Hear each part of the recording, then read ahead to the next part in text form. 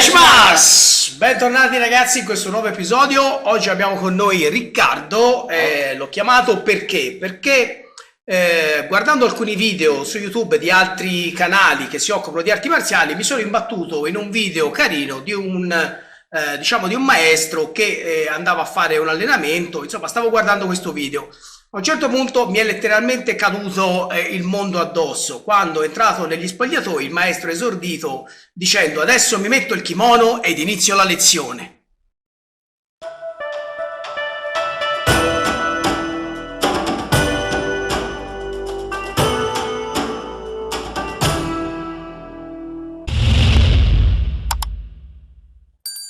Ok, come ho detto, mi metto il kimono, mi ha fatto rimanere completamente di sasso. Quindi mi sono chiesto quante parole vengono storpiate, quante parole che riguardano il karate vengono pronunciate male oppure vengono interpretate male.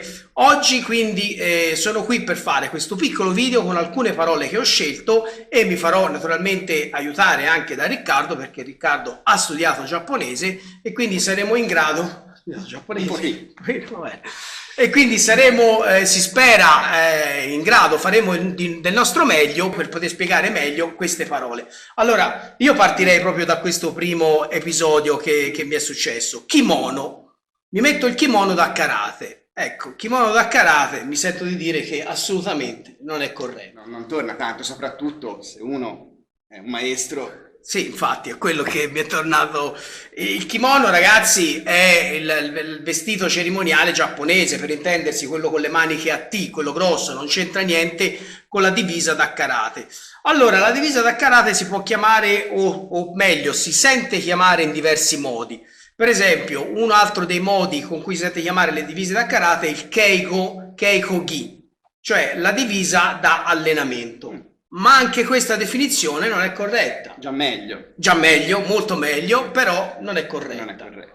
Il keiko letteralmente è sì, la divisa da allenamento, ma che può essere anche una tuta. Sì, è molto più generica, è molto più... Cioè, se si fa karate, ci sarà indossa la divisa da karate. La divisa da karate. Quindi keiko-gi non è corretto perché sì, è divisa da allenamento, però come ripeto, il allenamento è una tuta, un pantaloncino, dice andiamo a correre, vestiti per andare a correre, keiko-gi, il vestito da allenamento per correre, quindi non riconduce però necessariamente al karate. La definizione giusta per la divisa da karate è senz'altro karategi, composto dalle parole appunto karate e gi. Gi è divisa, karate, divisa da karate. Come quasi sempre succede, le cose più semplici sono le cose più giuste. No? Certo. E naturalmente karate gi e non karate gi. Ecco, karate gi. Bene, una volta che ho chiarito questa cosa, quindi magari, non lo so, se il maestro in questione si imbatte per caso nel mio video, magari corregga che il kimono da karate in realtà non esiste. Andiamo avanti. Allora, tra le parole che mi sono venute in mente, Riccardo, da poter diciamo un po' analizzare, c'è naturalmente uke, sotoke, jodanage uke, tutte le parate che vengono appunto chiamate così e quindi vengono tradotte appunto uke come la parata. In realtà uke non vuol dire parata. No, dal verbo kero la parola uke è ricevere. Quindi noi quando pariamo in realtà riceviamo il colpo, no? Infatti, uke vuol dire proprio questo, non vuol dire parare, ma vuol dire in qualche modo ricevere l'attacco, in questo caso dell'avversario, senza necessariamente scontrarsi. Quindi la traduzione di uke come parata non è corretta. È vero che ci sono varie parate, per esempio abbiamo Gedan Barai, che è una parata, nel karate viene vista come una parata, ma non riporta la parola uke. Perché lì non riceve. Bravo, infatti, la parata Gedan Barai è una parata che non riceve e Barai, come Arai, viene da definirla come una spazzata, portare via l'attacco. Quindi la differenza è questa: Gedan Barai non è una parata a ricevere come le altre che abbiamo menzionato, ma semplicemente è una parata che devia porta via, spazza via l'attacco dell'avversario. Andiamo avanti, ho selezionato tsuki. Lo tsuki viene inteso come, appunto, viene tradotto letteralmente sempre come pugno. Tsuki, pugno, fai uno tsuki, il pugno. In realtà, siccome anche nel kobudo, nella pratica col bastone e con la spada, troviamo la tecnica di tsuki e naturalmente il bastone non tira un pugno, no. la spada non tira un pugno, quindi viene da pensare che forse tsuki non è pugno.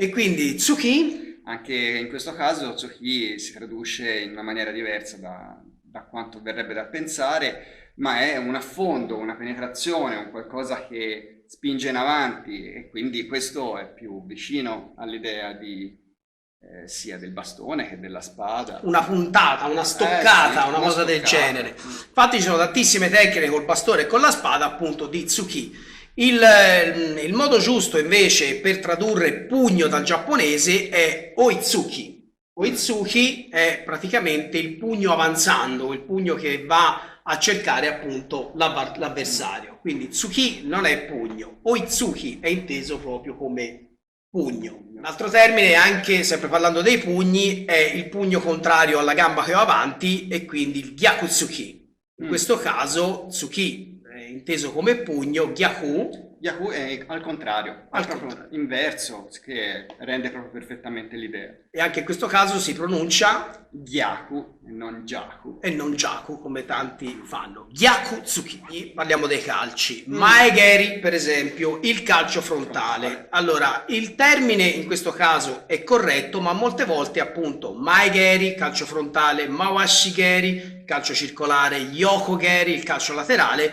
viene associato appunto la parola geri come calcio e poi la definizione circolare, frontale e così via. In realtà è corretto dire mageri, mawashigeri, yokogeri calcio, ma non è corretto dire geri, che vuol dire calcio.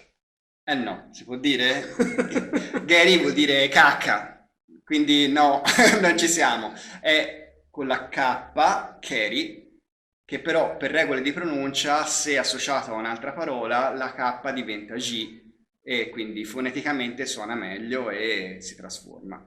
E quindi Mae non diventa Mae Keri, ma è Mae Geri, Yoko Geri, eccetera. Però da solo no. Quindi per definire la parola calcio da solo dobbiamo dire Keri con la K.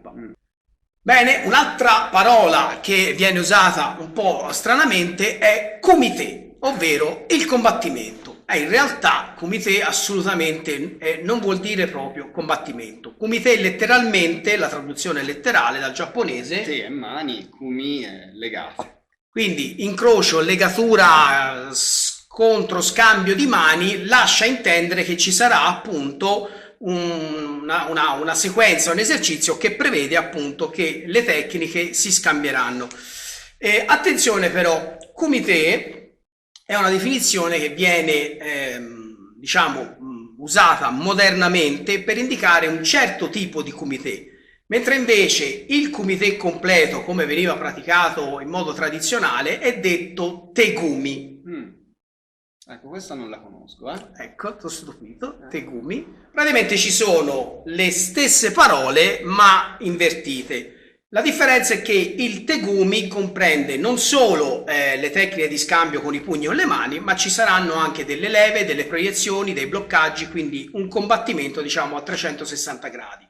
Quindi quando viene indicato col termine kumite tradotto combattimento, già è il primo errore. Seconda cosa, kumite introduce solo un tipo di combattimento, mentre per il combattimento diciamo completo la definizione corretta è tegumi.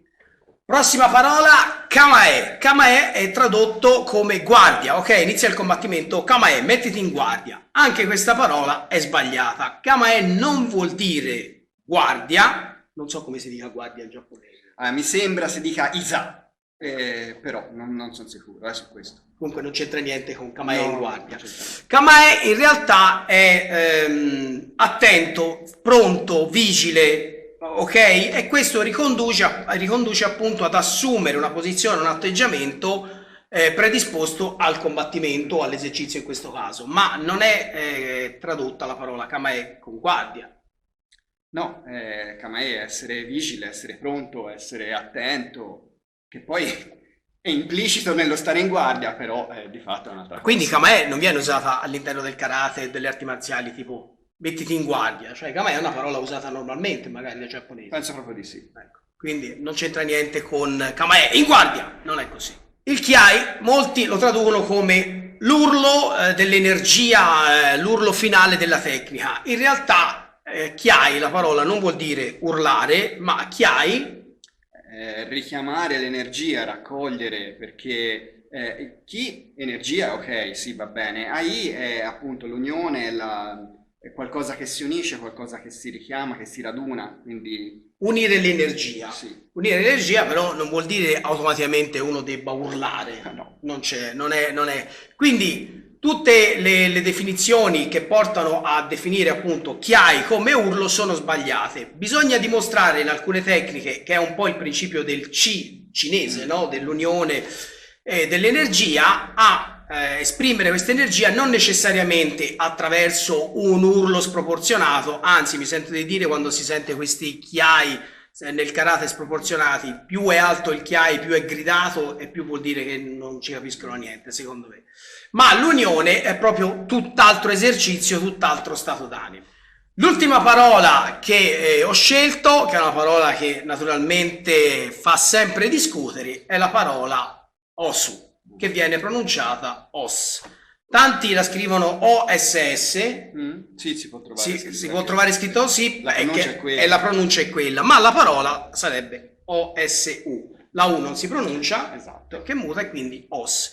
Allora ragazzi, sulla definizione, sul significato della parola os ci sono scritti interi articoli, 2000 filmati potete trovare, perché comunque la traduzione letterale di questa parola è praticamente, a me mi è praticamente impossibile, anche con le ricerche che ho fatto. No, perché è poco usata, cioè in un contesto marziale si usa, ma originariamente veniva utilizzata all'interno del, diciamo, di un contesto militare, e quindi eventualmente lo si potrebbe tradurre come un signor sì signore, come si usa magari appunto. Infatti negli appunti che avevo preso, tra le definizioni, che ormai questa parola è stata sdoganata in questo modo, la possiamo usare, la troviamo usata come ho capito, ok, facciamolo, sì, mettiamocela tutta come segno di saluto, sì maestro, sì signore, ma naturalmente nessuna di queste definizioni che gli abbiamo dato è quella, diciamo, che si può dire giusta. E quindi ho letto da tanti articoli dove dicono in Giappone assolutamente non viene mai usata all'interno dei dojo. Non è vero, perché io quando sono stato in Giappone, è vero, in alcuni dojo effettivamente non veniva usata, in alcuni dojo invece veniva ampiamente usata. Quindi os. Beh ragazzi, queste sono, diciamo, le parole che mi sono venute in mente e che sono tra quelle più comuni. Naturalmente tantissimi altri hanno parlato di queste parole che ormai, diciamo, tutti conoscono, partendo appunto come spunto dal suddetto video dove veniva chiamato appunto kimono, la divisa da karate. Beh, io direi che per oggi abbiamo finito qua il video. Vi voglio ricordare di condividere i miei video, lasciate like, commentate, perché io leggo e rispondo a tutti i vostri commenti. Ci vediamo al prossimo video. Domo arigato! Ciao, ritorno gashimasu. Sì, gashimasu all'inizio. Tu hai ragione, si rifà? Si rifà. Domo arigato! Tanto la lascio intera, lo sai. Lo so.